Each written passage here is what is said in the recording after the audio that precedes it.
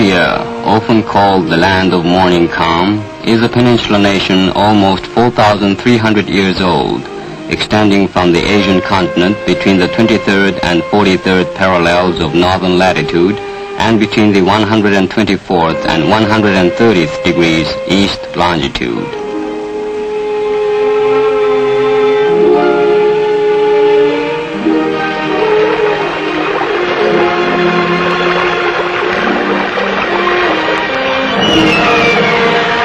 Its coastline is approximately 6,000 miles long.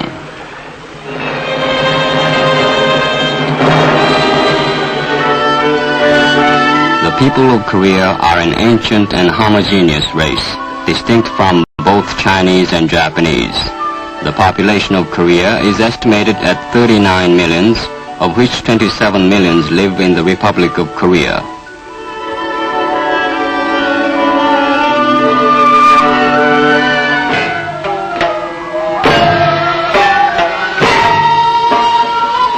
The ancient culture of the Korean people continue to provide them with the inspiration and strength which have enabled the nation to endure.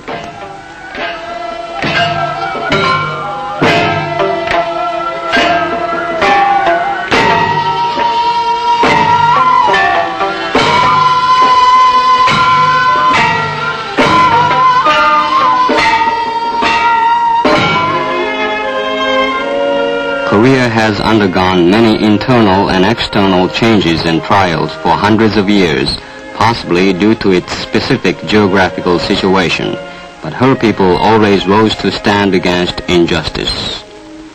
The first formal diplomatic relations between Korea and the United States began on May 22, 1882, when the two countries signed a Treaty of Peace, Commerce and Navigation.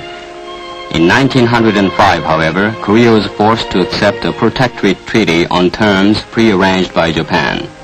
During the period of Japanese domination over Korea, patriotic Koreans spread the independence movement at home and abroad, especially in the United States.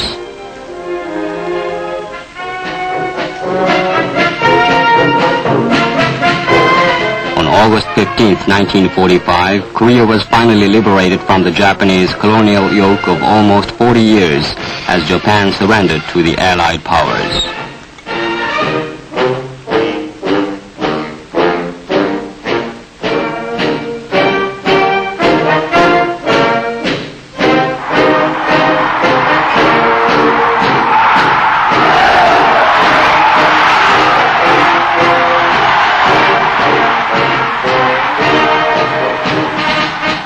With the liberation of Korea came United States troops, and all Koreans wholeheartedly welcomed them, for they were the heroes of the liberation. Notwithstanding the demarcation line which led to the tragic partition of the country, the Korean people in the Free South gave birth to the Republic of Korea in August 1948, and relations between Korea and the U.S. were again established on a formal basis.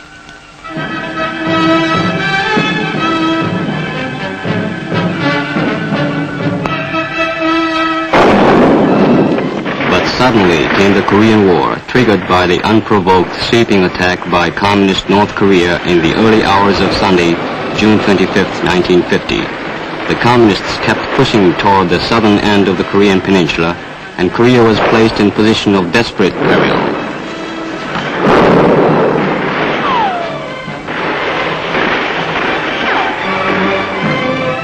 Upon receiving reports of the Communist attack, the United Nations branded North Korea as an aggressor, and the United States was the first among 16 UN member nations which sent combat units to help defend the peace and security of the Republic of Korea.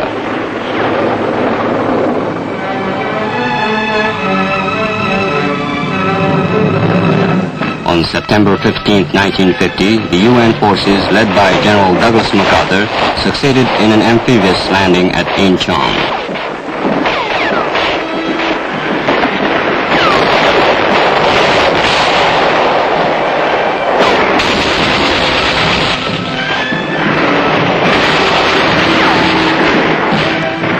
By September 28th of that year, the capital city of Seoul was restored to free hands again, As the triumphant UN forces marched into the city of Seoul, the Korean people who had suffered from the communists for about 3 months welcomed the freedom fighters from their hearts. As the battle ebbed and flowed for 3 years, numerous freedom fighters shed their blood in the land of Korea. Casualties of the U.S. armed forces totaled about 157,000.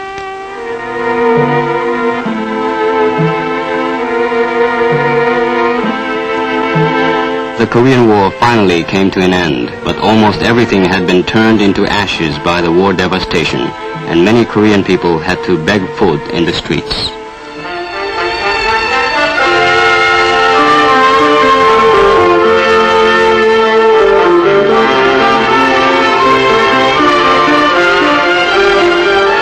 The free nations, however, did not forget Korea.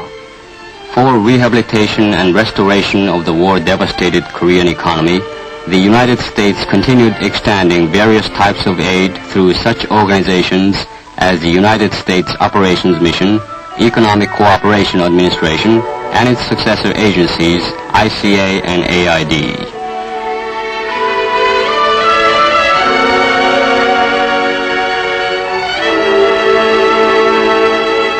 Year after year, thanks to the generous aid from the U.S. and other free world nations, the Korean economy has developed steadily, and Korea is making constant progress as a bulwark against red aggression and as an independent nation of the free world.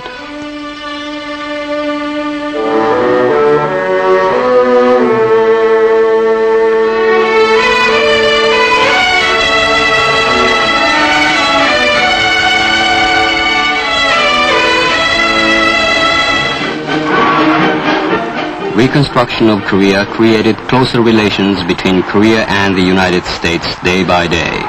In July 1954, President Syngman Rhee visited the United States to promote stronger ties between the two countries. In June 1960, President Dwight Eisenhower visited Seoul, where he was welcomed by the largest crowds ever seen in the city.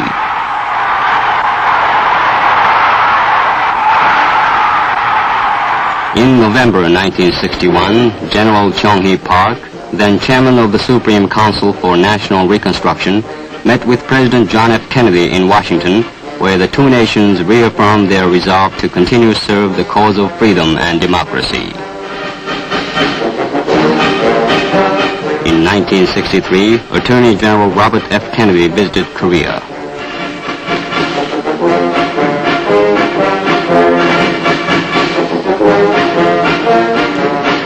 In 1964, U.S. Secretary of State Dean Rusk came to Korea for a conference with President Chung-hee Park.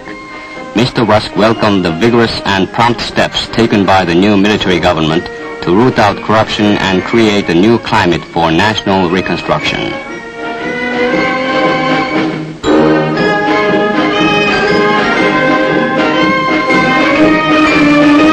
In October 1963, the 15th year since the birth of the Republic, the people voted for the 5th President of the Republic of Korea. The election was the most democratic and orderly ever seen in the history of Korea.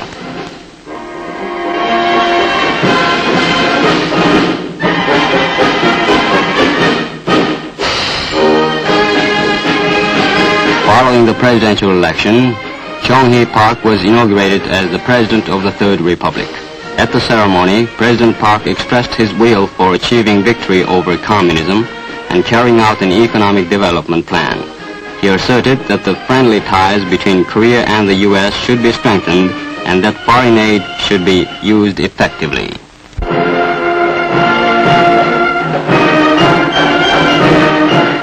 Since the new government started its 5-year economic development plan, many projects have been successfully completed. Power from sources in North Korea had been cut off since 1948, so South Korea has been forced to build its own power plants and to rehabilitate those few damaged by the war. Among others, the Chuncheon hydroelectric power plant, the largest such project ever undertaken with purely Korean resources, was finally completed in February 1965. Today, Korea has sufficient amount of electricity to meet all the domestic demand.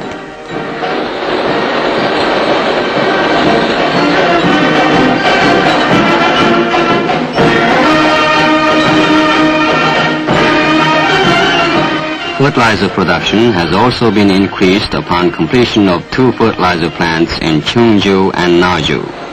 To meet the increasing domestic need for fertilizer, however, the government has planned to build a 3rd plant in the industrial area of Ulsan and a 4th plant in Chinhae.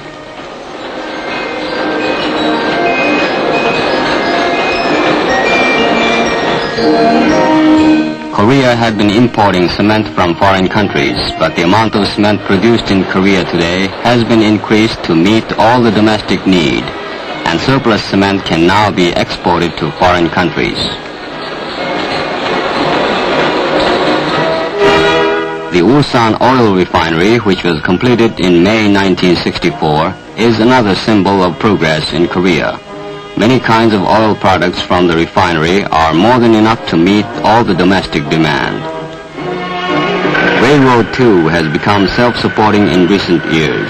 Repair work of diesel locomotives is carried out solely by Koreans, and domestic production of coaches is increasing every year.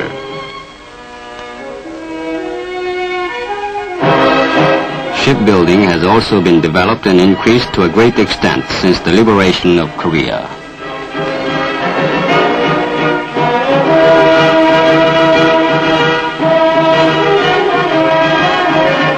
Plywood has become one of the important export items, and it is exported to the United States as well as many other countries.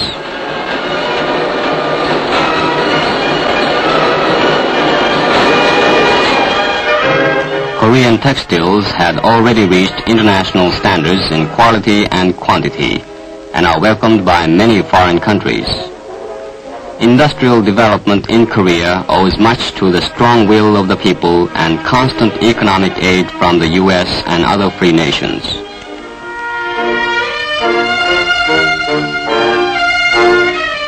Agricultural products have been one of the important items for needy Koreans. The Korean government has long been helping unemployed Koreans with grains from the United States. More than 250,000 Koreans without jobs have become self-supporting by participating in the nationwide land reclamation project paid by surplus grain allocations from the United States.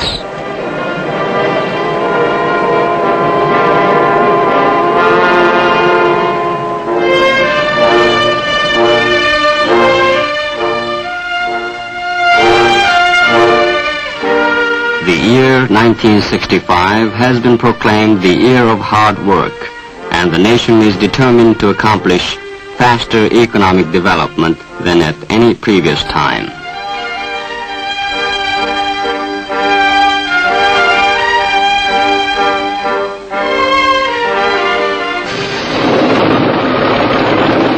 Confronted with the constant communist threat of aggression, the Republic of Korea today maintains 600,000 troops to guard the outpost of the free world and contribute toward the security of the Far East and the world. The Republic of Korea Army, hand in hand with the United States Army in Korea, continues training in order to remain combat ready for the common cause of protecting the free world from communist aggression.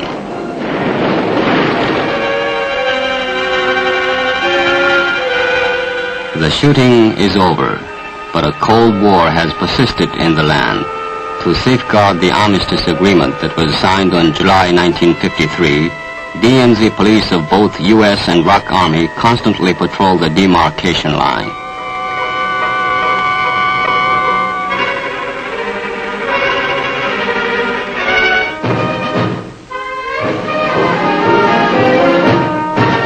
A friend in need is a friend indeed. Korea showed an example of this by extending military assistance to the Republic of Vietnam. Upon receiving a request for military assistance, the Korean government decided to send 2,000 troops to help the Republic of Vietnam in its arduous struggle to defend its freedom and independence.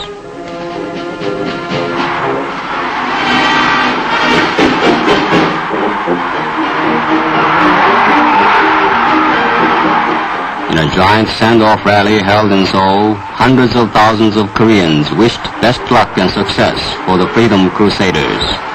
Survived through the acid test of the Korean War, all Koreans armed with anti-communism demonstrated determination to join with the United States and other nations of the free world to turn the tide of communism.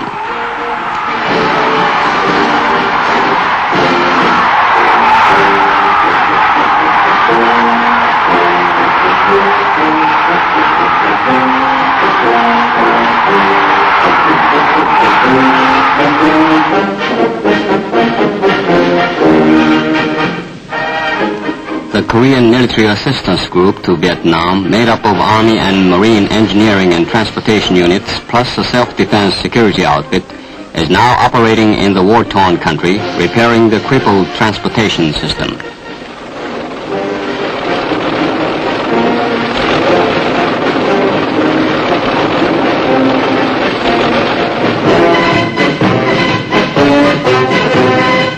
Americans and Koreans have been good friends for many years, and young Koreans have an opportunity to get acquainted with American soldiers on various occasions, such as United States Army Day.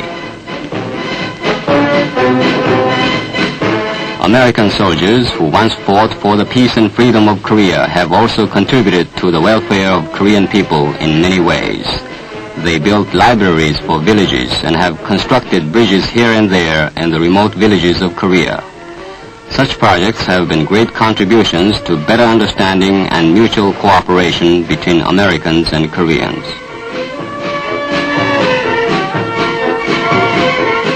During the Korean War, many Korean children lost their parents.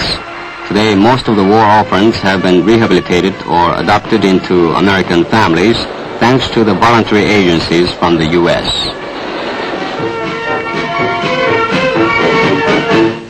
There are quite a number of Americans who received honorary degrees from Korean universities or honorable Korean citizenship from the mayor of Seoul.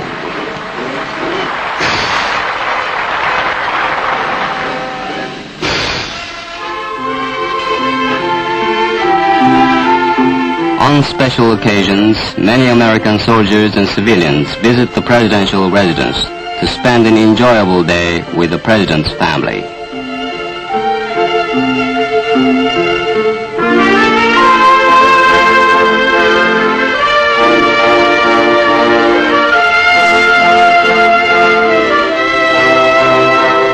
Korea is well known to the world for its pleasant climate. On a warm, sunny day, Koreans and Americans often go on a picnic together.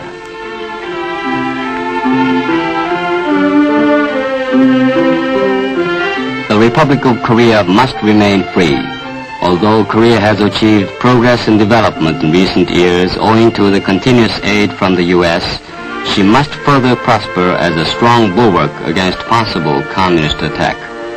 Today, side by side with the United States and other free nations, Korea is determined to achieve a common goal of achieving world peace.